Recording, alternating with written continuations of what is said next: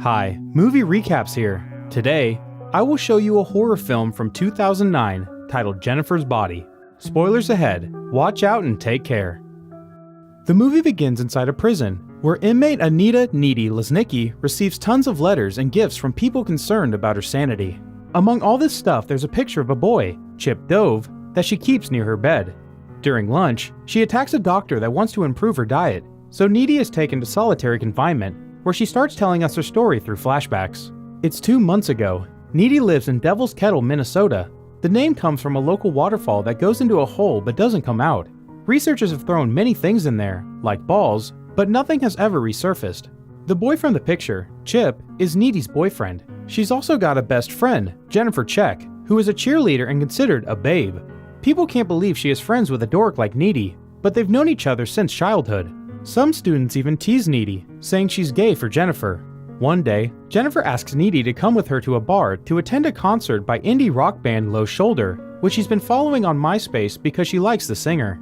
Needy says she already has plans with Chip, which Jennifer disapproves of, so she pressures Needy into changing her mind. Needy gives in and agrees to be picked up later. In the evening, Needy changes into an outfit Jennifer would approve of while hanging out in her room with Chip, who says it's weird Needy can tell the moment Jennifer arrives without looking outside or even hearing a doorbell. He also points out Needy is always doing whatever Jennifer wants her to do, which Needy disagrees with. She says they just happen to do the same activities because they have tons of things in common. Chip thinks it's exactly the opposite. He claims they have nothing in common. They go downstairs to find Jennifer already waiting inside the house. She calls Chip jealous for criticizing the dive bar they'll be going to. When the girls make it to the bar, we see Chip is right about it not being a club. There are other students there as well, like Craig, a football player who tries to hit on Jennifer and is quickly dismissed, and Amit from India, an exchange student. When the band arrives at the stage, Jennifer mentions they're definitely from the city and wishes there were more stylish guys like them in their little town. She grabs Needy and drags her with her to meet the band, and they get to chat with the lead singer, Nikolai Wolf. Needy asks him why a city band like them is playing in the middle of nowhere, and Nikolai says it's because it's important to connect with fans even in horrible places. Needy doesn't like that answer, but Jennifer doesn't care. She offers to buy him a drink, which he accepts. While Jennifer goes to make the order, Needy entertains herself by playing with the pinball machine and ends up overhearing Nikolai talk to his band members. He's telling his bassist that Jennifer is what they need because she is obviously a virgin. Needy interrupts them to defend her best friend's honor and calls him a creep.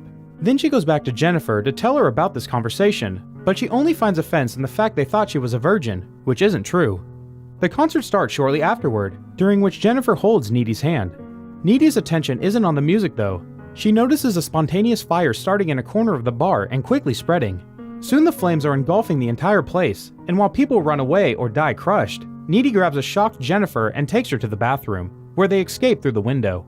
Nikolai finds them outside, not looking too bothered by the tragedy, and he gives Jennifer his drink before inviting her to join the band in his van. Jennifer accepts, despite Needy's protests. Needy goes back to her house and calls Chip to tell him what happened while crying in fear and worry. Suddenly, someone rings the doorbell, so Needy asks Chip to stay on the line while she goes to see who it is. It turns out there's nobody at the door, so Needy hangs up and returns inside, where she hears some noises. When she enters the kitchen, she's startled by Jennifer, who is covered in blood and has a glassy look in her eyes. She smiles with her teeth covered in blood as well, before going to the fridge and taking a chicken that she starts eating like an animal. When Needy tries to stop her, she hollers at her with a monster-like sound, then she vomits a trail of black, spiny fluid. Worried, Needy leaves the kitchen to find her phone and calls for help, but Jennifer instantly appears in front of her and pushes her against the wall as she touches her inappropriately. Jennifer is about to bite her neck, but suddenly changes her mind, so she pulls away and leaves the house. Needy spends the whole night cleaning the kitchen floor. The next morning, Needy is still in shock at school while remembering the promise she made to Jennifer when they were little kids. She would never tell on her. When Jennifer arrives at class, she acts as if nothing weird has happened and is very apathetic about the bar tragedy. Their teacher, Mr. Wroblewski, gives a touching speech about the loss of their classmates, to which football captain Jonas Gazelle cries, but Jennifer only keeps callously commenting on it. After class, everyone in school is grieving, and all extra activities have been suspended. Needy tries to tell Chip about Jennifer, but he thinks it's the grief talking and that she should see a shrink. Their chat is interrupted by Colin Gray, an emo friend of Needy who tells her he's glad to see she came out of the bar okay. Meanwhile, Jennifer approaches Jonas, who was best friends with Craig and is deeply hurt by his death. Jennifer tells him she was the last person to ever talk to Craig, and that his last wish was for her and Jonas to be a couple. Jonas accepts to go with her into the woods, where they start making out. But he keeps being distracted by the fact Jennifer feels very warm, and a bunch of animals is now surrounding them. Jennifer gets his attention back by touching him intimately. She also tells him he'll reunite with Craig soon before opening her mouth in a demonic shape to eat him. In the parking lot, Mr. Wroblewski hears Jonas screaming and thinks he's just crying with grief, but he soon catches on and enters the forest to see what's going on. He finds Jonas' body being eaten by a deer. The police pick up the body a couple hours later, and Jonas' dad promises he'll find and destroy his son's murderer. At her house, Needy is cooking while listening to the news on the radio saying Low Shoulder has become heroes after the fire. Her mother enters the kitchen then, and tells her she dreamed of Needy being nailed to a tree, expressing worry over one day not being able to be there for her daughter. Later on, after bathing in the lake, Jennifer calls Needy to tell her she's having a great day, and we see her burn her tongue without pain. But Needy hangs up on her after Chip calls her and asks her to see her at the park. When they meet up, Chip tells her about Jonas' death, so Needy keeps him company to comfort him. Days continue to pass, and the school keeps on mourning, except for Jennifer, who is as peppy as always. Their little town has become famous around the country, and the press couldn't get enough of their drama. The song Low Shoulder played the night of the fire becomes a hit nationwide, and almost an anthem in town.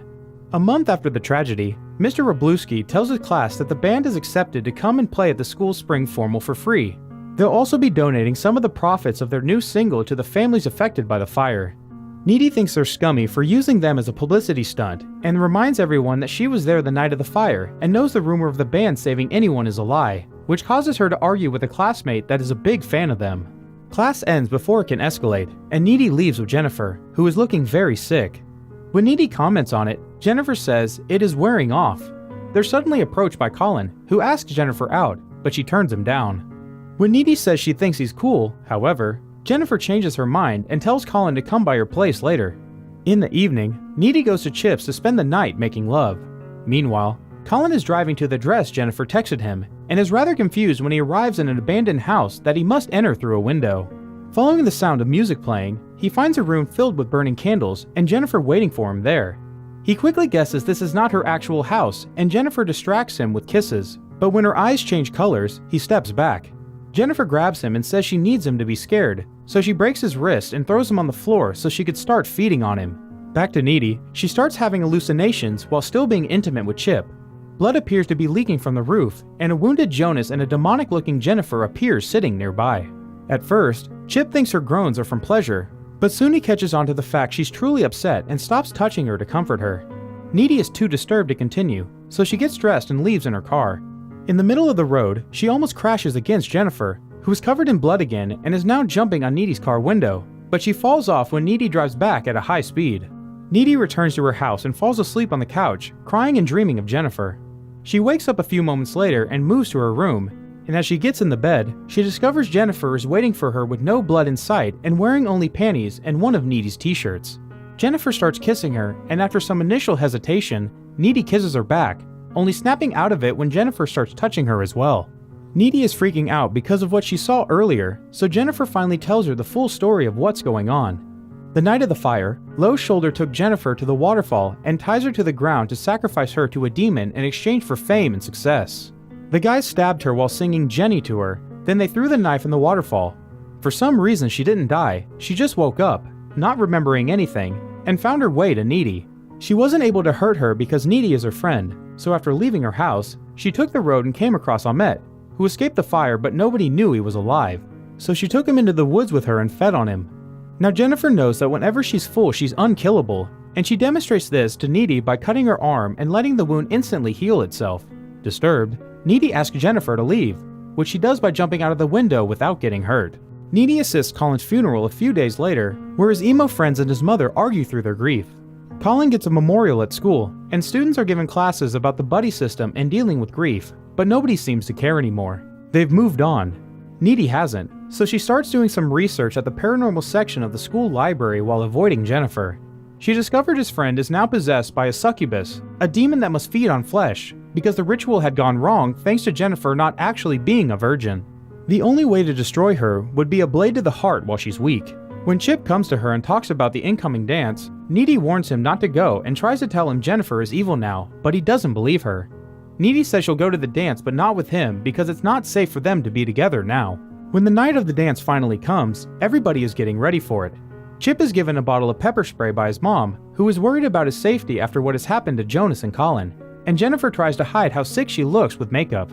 While Needy searches for a friend at the dance and endures Low Shoulder's performance, Jennifer approaches Chip at the park and tells him Needy has been cheating on him with Colin. She starts making out with him, and soon he's asking her to take her somewhere else, so Jennifer takes him to an abandoned pool house. Chip isn't able to kiss her anymore because it's beginning to feel weird, so Jennifer throws him in the pool to start shaking him around. Meanwhile, Needy feels something on her lips and realizes Jennifer's got Chip. She goes to his house and his mother tells her he took the park shortcut to go to the dance. Needy goes down that way and finds the corsage he bought for her on the ground. When Chip cries out for help, Needy follows the sound of his voice and enters the pool house, only to find Jennifer has already started to feed on him. Needy jumps into the pool, causing Jennifer to get away from Chip, who gives Needy his pepper spray. When Jennifer comes closer again, she sprays her eyes, which makes her throw up on them before levitating out of the pool. Chip and Needy get out of the pool as well, and Needy tells Jennifer she's always been a bad friend and insults her in various ways. Jennifer intends to attack her for this, but as she comes closer, Chip impales her with a pool skimmer. It's not enough to kill her though, so she just leaves through the window while Chip dies in Needy's arms. A few moments later, Needy is back at her house, thinking about what happened and deciding on a plan. After changing into clean, dark clothes, she goes to see Jennifer, who is at her house going through the school yearbook to choose new victims while looking sick because she couldn't feed. Needy breaks in by smashing a window and attacks her with a precision knife, but Jennifer has enough strength to fight back and even levitate a bit. She bites Needy on the arm before she cuts a cross on her stomach, and after struggling in the air, Needy tears off Jennifer's matching friend necklace, causing her to let go of her and fall on the bed. Needy lands on top of her and stabs her in the heart, effectively killing her, but she's caught in the act by Jennifer's mother. Back in the present, Needy tells us that if you are bitten by a demon and survive, you gain some of its abilities. Needy can levitate now, so she uses that power to escape solitary confinement through the window, then uses super strength to simply walk through the grills outside. She makes her way to the road next to a river, where she finds Nikolai's knife and the object scientists have thrown into the waterfall. As the sun rises, she manages to hitchhike a ride to Madison, where Low Shoulder is staying in a fancy hotel. The band is living the best life now with fans, money, and drugs. That is, until Needy finds them and murders them all. Make sure to subscribe and turn on notifications so you can watch more videos like this. Thanks for watching.